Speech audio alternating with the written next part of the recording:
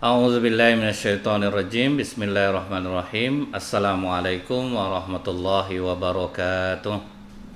Innal hamdalillah nahmaduhu wa nasta'inu wa nastaghfiruh wa na'udzubillahi min syururi anfusina wa min sayyiati a'malina. May yahdihillahu fala mudhillalah wa may yudlil fala hadiyalah. Asyhadu an la ilaha illallah wahdahu la syarikalah wa asyhadu anna Muhammadan abduhu wa rasuluh.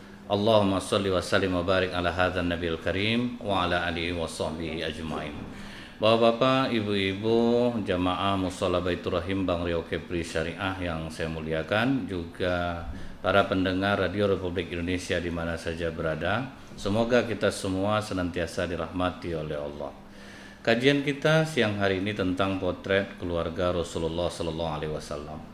Jadi kita mengingat lagi nih, awalnya Rasulullah Shallallahu Alaihi Wasallam ini bekerja dengan Ummul Mukminin Khadijah radhiyallahu anha. Cuman selama bekerja dengan Ummul Mukminin Khadijah, memang ada perhatian lebih dari Ummul Mukminin Khadijah, memberikan sering uang lebih atau makanan kepada Rasulullah. Dikarenakan di antara karyawan Ummul Mukminin Khadijah yang memberikan keuntungan yang baik, yang banyak pelanggannya itu adalah Rasulullah Shallallahu Alaihi Wasallam. Namun pada saat itu rasa cinta atau perasaan suka terhadap Rasulullah itu belum ada. Hanya sebatas antara majikan dan bawahannya. Waktu musim perdagangan orang-orang Mekah menuju Syam, Abu Thalib paman Rasulullah sempat membujuk Rasulullah, "Wahai Muhammad, kau pergilah melamar ke rumah Khadijah agar kau bisa menjadi salah satu yang membawa dagangannya ke Syam." Tapi Rasulullah mengatakan, "Aku tidak mau paman. Kalau memang Khadijah membutuhkan aku, dia akan mengirimkan orang untuk menjemputku supaya mau membawa dagangannya." Kata Abu Thalib, "Mana ada Muhammad, orang kalau kita mau kerja itu kita yang datang, bukan kerja itu yang menjemput kita." Tapi kata Rasulullah, "Tidak apa-apa, aku tidak bisa seperti itu." Nah, dari sini terlihat bahwa orang kalau dia jujur, sudah banyak orang mengetahui tentang kejujurannya, jadi dia tidak perlu mencari kerja yang akan datang kepadanya. Karena Rasulullah sudah ada nama dari kecil, memang digelari dia Al-Amin. Orang sangat percaya sama dia. Kalau kita harus pergi melamar kerja, kalau dibuatlah sejujur apapun, kita sekarang ini tidak akan mau kerja nyari kita. Ini Rasulullah porsinya berbeda karena beliau memang dari kecil sudah terkenal Al-Amin. Sempat berdebat dengan Abu Thalib, "Aku tidak mau paman." Kata Abu Thalib, "Kau yang harus datang ke sana." "Tidak paman, maaf, aku tidak mau." Ternyata apa yang dikatakan Rasulullah benar. Justru Ummul Mukminin Khadijah mengutus orang untuk mendatangi rumah paman Rasulullah dan bertemu dengan Rasulullah. Ditanya kepada Abu Thalib, "Paman, mana Muhammad?" "Muhammad ada di dalam." "Ada apa?" Khadijah menanyakan Muhammad, katanya mau enggak Muhammad bawakan dagangan dia. Waduh, di situ tersentak Abu Thalib, ternyata Muhammad ini benar. Jadi orang jujur itulah kelebihannya, rezeki yang datang kepadanya. Jadi kalau kita yang payah-payah rezeki, termasuk yang di ruang studio ini, ya berarti kurang jujur ya nih. Termasuk saya. Termasuk saya. Nah kemudian berundinglah. Cuman waktu rundingan ini Abu Thalib yang berunding jadinya. Biasanya Muhammad, kami membawa dagangan ini, upahnya itu orang yang membawa itu 2 ekor onta bolak-balik. Jadi dia dagang ke Syam, kemudian nanti dari Syam bawa barang lagi ke Mekah. Upahnya adalah 2 ekor onta. Tapi kalau Muhammad yang mau membawa dagangan Khadijah, kata Khadijah menawarkan akan diberikan 5 ekor onta. Nah berbeda lagi. Kalau orang biasanya dikasih 2 ekor onta upahnya, tapi kalau Rasulullah mau, diupahnya 5 ekor onta. Kata Abu Thalib, "Oke, bolehlah kalau seperti itu, sepakat, oke." Karena Rasulullah mengiyakan, maka Rasulullah menjadi kandidat yang paling diperhitungkan untuk membawa dagangan Ummul Mukminin Khadijah. Tapi sampai di sini ini belum ada perasaan suka lebih antara Ummul Mukminin Khadijah dengan Rasulullah. Cuman kita tahu nih, laki-laki yang diimpikan orang itu ternyata orang yang jujur gitu. Jadi kalau orang jujur itu diimpikan oleh semua wanita. Cuman jangan terlalu jujur kacang hijau, karena kalau jujur kita kadang salah juga kita jadinya. Kemudian dibawalah dagangan ini ke Syam. Nah, karena Rasulullah ini orang yang jujur, diberi fasilitas oleh Ummul Mukminin Khadijah, disertakan Maisarah untuk menemani perjalanan Rasulullah, menyiapkan makan, mencucikan pakaian. Itu adalah Maisarah. Dan ingat, Maisarah ini laki-laki bukan perempuan. Dibawalah dagangan ini sampai di Syam. Takjub Maisarah lihat cara Rasulullah berdagang. Rasulullah ini berdagangnya kalau rame-rame dia tidak mau. Sudah habis semua barang kawan-kawannya baru dia yang jualan. Nah, karena hal ini membuat Maisarah tidak sabar untuk menceritakan kelebihan Rasulullah ini kepada Ummul Mukminin Khadijah.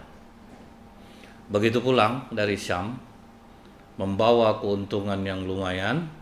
Setelah itu juga membawa barangan dagang ke Syam. Maisarah pun mulai bercerita dengan Ummul Mukminin Khadijah. Apa kata Maisarah? Wahai Ummul Mukminin, wahai Nyonya, bukan belum Ummul Mukminin waktu itu. Wahai Nyonya, salut aku lihat Muhammad ini. Dia itu dagang itu beda dari yang lain. Jujur betul dia dalam berdagang. Kata Ummul Mukminin Khadijah, udah lama aku tahu itu. Kalau tidak jujur, tidak mungkin aku beri dia upah yang besar daripada yang lain. Gelarnya aja Alamin kita udah tahu dari dulu. Kemudian Nyonya, Muhammad ini orangnya bersih Nyonya. Jadi menjaga penampilan. Nah, ini tolonglah para suami, jagalah penampilan. Janganlah berserak agak lagi. Ini kadang waktu sebelum menikah rapi-rapi, ya Tuan Ri robah lah Tuan Ri. Jangan Diki juga lagi. Di sorry agak santai. Waktu sebelum nikah mau main rapi, ke meja, kemana pergi, berparfum. Rata-rata udah menikah banyak laki-laki ini yang berubah. Jarang dia seperti sebelum dia menikah dulu. Kadang tak mandi ngantarkan istri kerja. Jadi pernah saya tanya, Bu, tak pahit bom badan bapak? Pahit sebetul Ustaz, tapi macam mana lah Ustaz? Nanti kalau kita ngomong ngamuk dia. Banyak yang tidak memperhatikan penampilan lagi. Apa kata Rasulullah? Jadilah kalian seperti tai lalat di tengah-tengah pipi. Artinya memang kita tuh berbeda. Kita ini memang bersih. Tahun 1962 pernah terjadi wabah sakit perut yang menjalar cepat di Inggris. Alih-alih ternyata karena apa? Karena orang pada saat itu cebok dengan menggunakan tisu. Dokter akhirnya menulis pengumuman besar, kalau kalian ingin terbebas dari penyakit perut yang menjalar cepat di negeri kita ini, tidak ada jalan lain, kita harus meniru umat muslim menggunakan air untuk bersuci. Jadi sejak saat itu mereka menggunakan air untuk cebok. Terbalik orang Indonesia malah pakai tisu sekarang.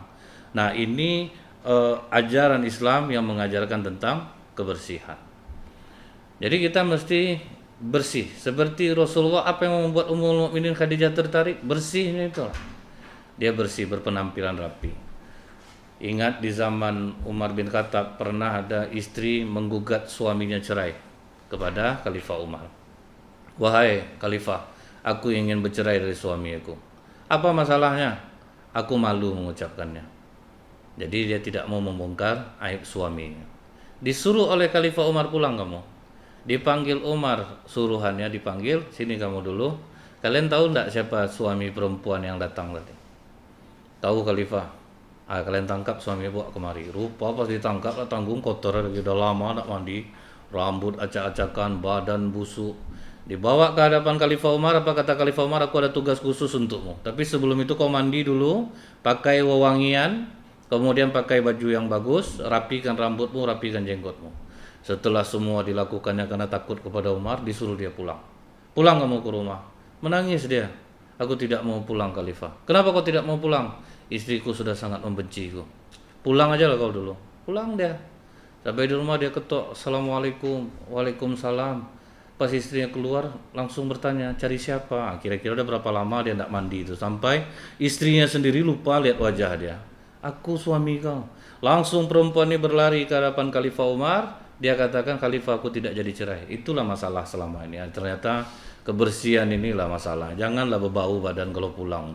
Sampai kata Khalifah Umar bin Khattab, Sepertiga harta kalian habis untuk membeli wewangian, itu bukanlah pemborosan. Tapi ingat, tolong bau yang udah umum pula di hidung orang Indonesia nih. Kadang bersin pula orang, memang boleh kita pakai parfum, tapi jangan sampai mual pula perut orang. Datang orang itu tuh reaksinya karena minyak itu sudah diruqyah. Jadi kalau ada jin orang muntah, bukan karena jin muntah, itu mual.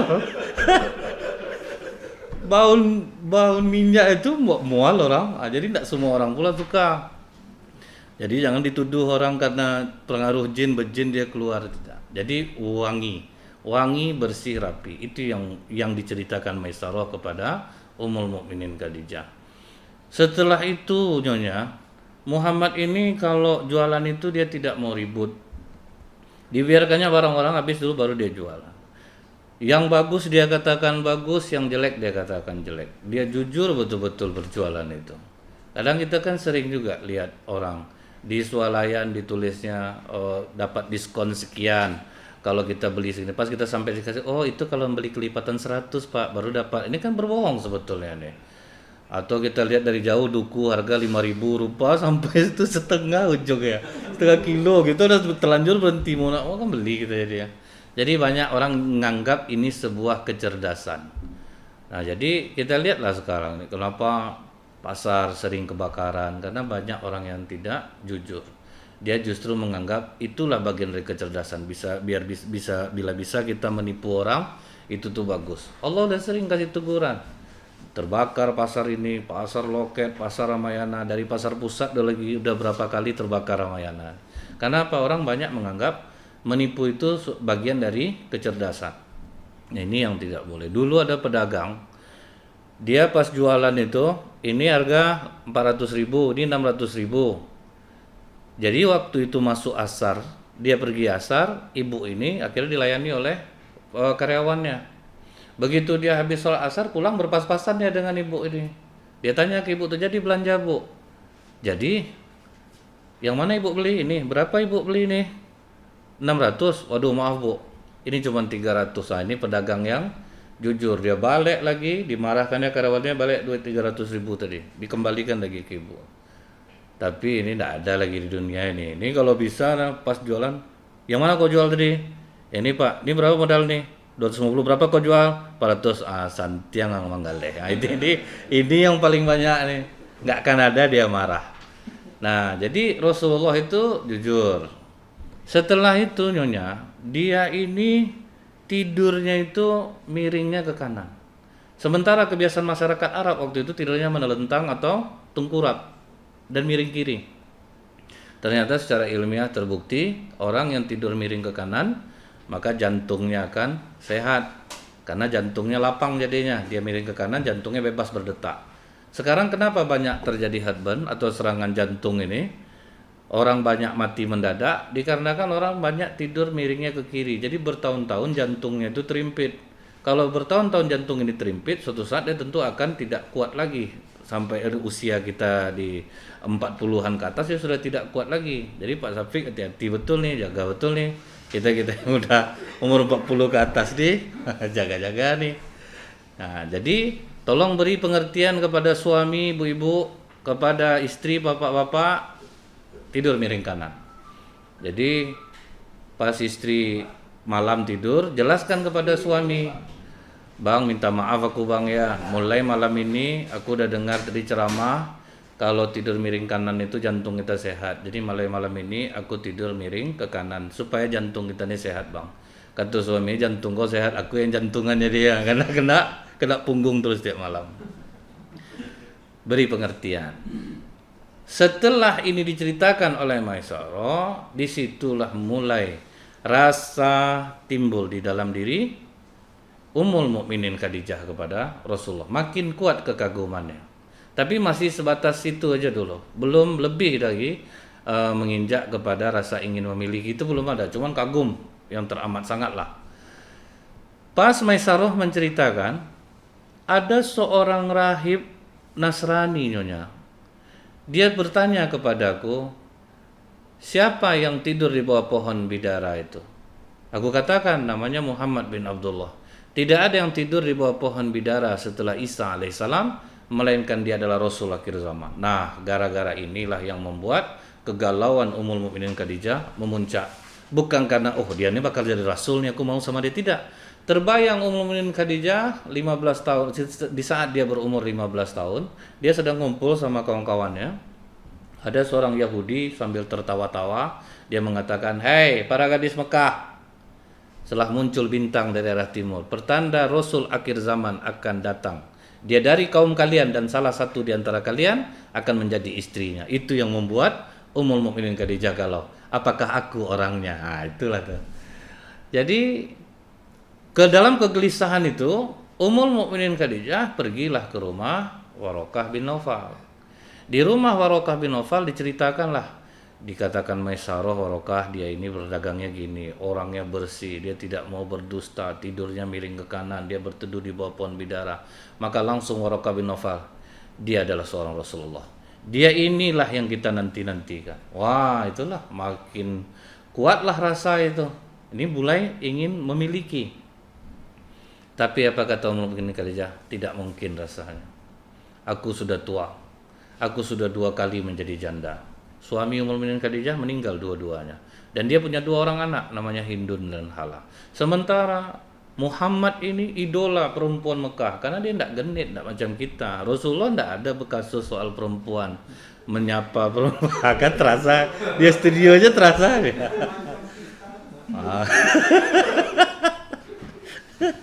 Jadi Rasulullah belum pernah ada kasus, dan perempuan banyak yang menginginkan Rasulullah. Ini tidak mungkin, kata Ummul Mukminin Khadijah. Makanya cerita ini hanya dikubur oleh Ummul Mukminin Khadijah. Tidak disampaikan kepada orang, sudahlah, ini menjadi penderitaanku sajalah. Dia tidak mau menceritakan kepada orang lain. Tapi makin dipendam rasa ini, makin kuat gelisah. Dan itu terpancar dari sikap Ummul Mukminin Khadijah. Ummul Mukminin Khadijah punya seorang sahabat, namanya Nafisah binti Munyah. Nafisah binti Munyah inilah yang akhirnya mengetahui perubahan sikap Ummul Mukminin Khadijah. Pas dia ketemu, dia tanya, "Wahai Khadijah, kenapa kau berbeda sekarang?" Ummul Mukminin Khadijah berusaha menyembunyikannya. "Tidak apa-apa Nafisah, aku tidak ada masalah kok." "Sudahlah Khadijah, kita sudah lama berteman, aku tahu perubahan dirimu.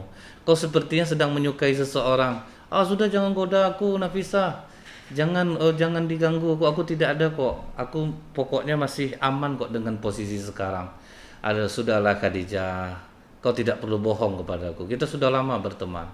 Akhirnya Ummul Mukminin Khadijah berterus terang kepada Nafisah, "Bagaimana menurutmu Muhammad?" "Kau suka dengan Muhammad?" Kata Ummul Mukminin Khadijah, "Jangan keras-keras, aku malu Nafisah." Ini sesuai bunyi kitab ini, buka kitab Bilik-bilik Cinta Rasulullah karya Dr. Nizar Abbasah. Cuman cara saya nyampaikan seperti itu. Jadi apa kata Nafisah? "Biar aku yang ngurusnya." Nah, inilah fungsi mak jomblang.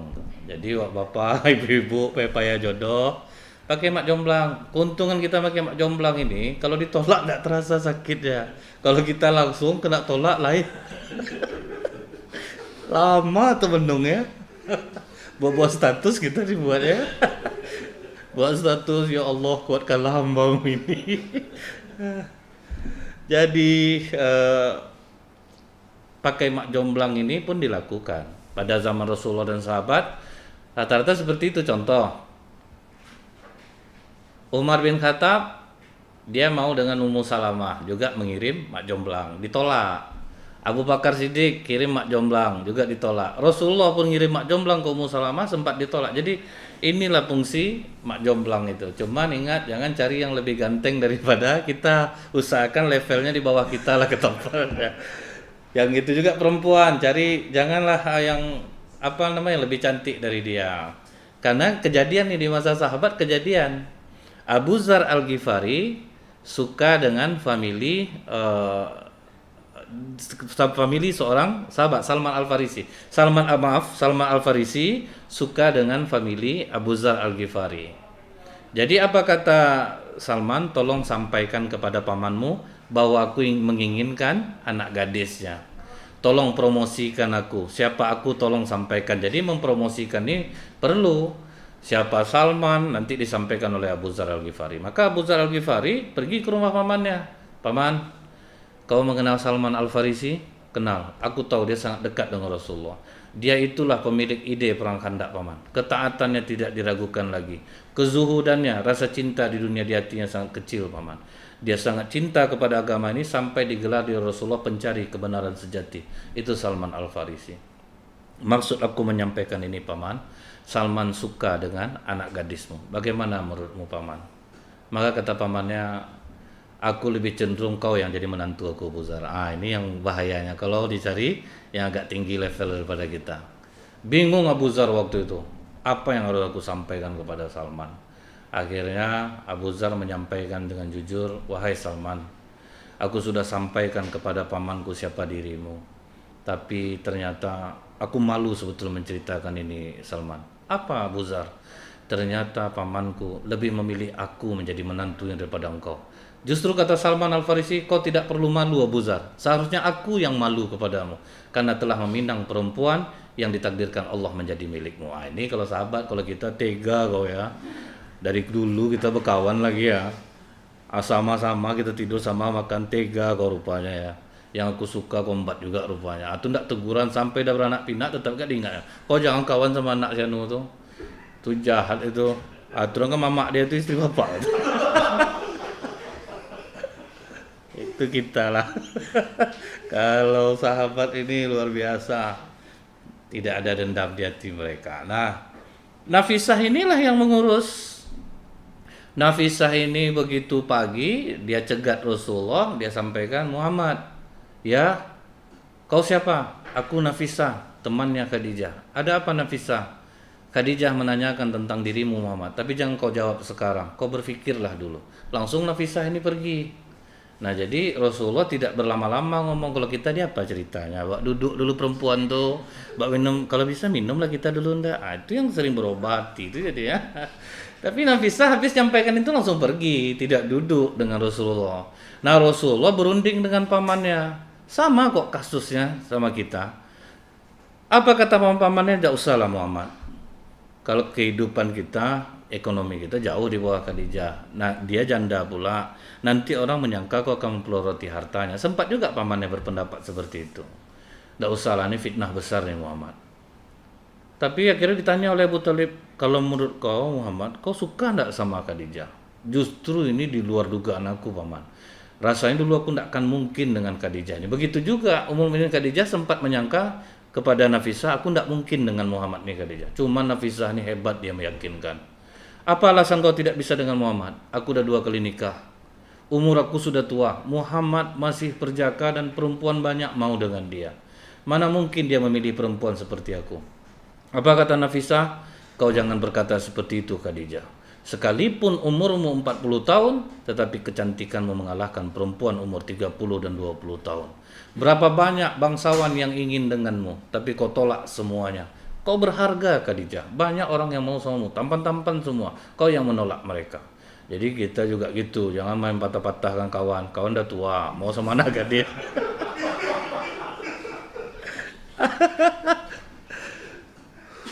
Sama siapa Pak mau Pak? Saya suka dengan anak gadis itu Pak. Mantap Pak.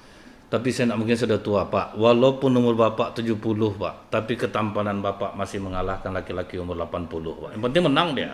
Padahal dia 80 disebutkan kan, tidak terdengar sama dia lagi. Yang penting dia menang itu aja lah. Ini kadang kita main patahkan, ada keuntungan sedikit Pak. Tengok lagi gigi itu. Gigi udah parah. Bapak nak gadis pula, Bapak kejar. Berubahlah Bapak Pak. Pikir aja jangan gatal lagi Pak. Umur udah tua. Banyak-banyaklah berzikir Pak. Kan pedih hati Bapak sini. Jadi kita harus semangatkan. Seperti Nafisah menyemangati Ummul Mukminin Khadijah. Nah, jadi dengan rasa yang sama ini akhirnya Abu Thalib tampil. Kalau gitu enggak usah khawatir Muhammad. Kau juga banyak orang mau sama kau. Dan kau akhirnya memilih Khadijah. Akhirnya rasa yang sama ini tidak ada fitnah jadinya. Sekufu jadinya. Oke, Rasulullah kalah dalam harta, tapi kejujuran dan keinginan orang untuk kepada Rasulullah banyak. Ummul Mukminin Khadijah, harta ada, kecantikan juga ada, dan memang betul-betul sama-sama suka. Dan inilah gunanya dalam Islam itu, kalau bisa menikah itu yang sekufu, yang selevel, sama rasa cintanya. Jangan nanti Bapak punya istri terlalu cantik, nanti begitu dia keluar rumah, sesak jantung kita, dia tiap sebentar kita WA dia, dari mana dek, Udah sampai kantor cowok foto lu sama siapa kau duduk foto lagi, itu kan jantungan kita 3 bulan nikah dia. Tapi kalau sekufu itu enak, jadi akhirnya sama-sama rasa, sama-sama percaya jadinya. Nah, jadi begitu menikah dengan Ummul Mukminin Khadijah, Rasulullah cepat untuk menyesuaikan dengan keadaan. Rasulullah juga menyayangi anak Ummul Mukminin Khadijah, Hindun dan Hala, dan Ummul Mukminin Khadijah dapat memahami karakter Rasulullah yang memang jauh lebih muda daripada dia. Nah, inilah yang membuat kehidupan rumah tangga Rasulullah itu sangat romantis dengan Ummul Mukminin Khadijah ini, dikarenakan mereka saling memahami satu sama lain. Mudah-mudahan ini bisa menjadi acuan bagi kita para suami untuk menjadi orang yang jujur, tetap bersih sekalipun sudah menikah. Kemudian kita juga harus memahami karakter istri kita, begitu juga sebaliknya. Para ibu-ibu juga mengerti karakter suami kita. Suami kami nak macam Rasulullah, Ustaz. Ya tentulah tidak. Makanya banyak-banyaklah memohon kepada Allah. Baik, mungkin ini saja kajian kita pada siang hari ini. Lebih kurang saya mohon maaf. Subhanakallahumma bihamdika asyhadu alla ilaha illa anta astaghfiruka wa atubu ilaik. Ingat, tetap jaga kesehatan dan tetap kita bersyariah. Subhanakallahumma bihamdika, akan terulang 2 kali dia. Assalamualaikum warahmatullahi wabarakatuh.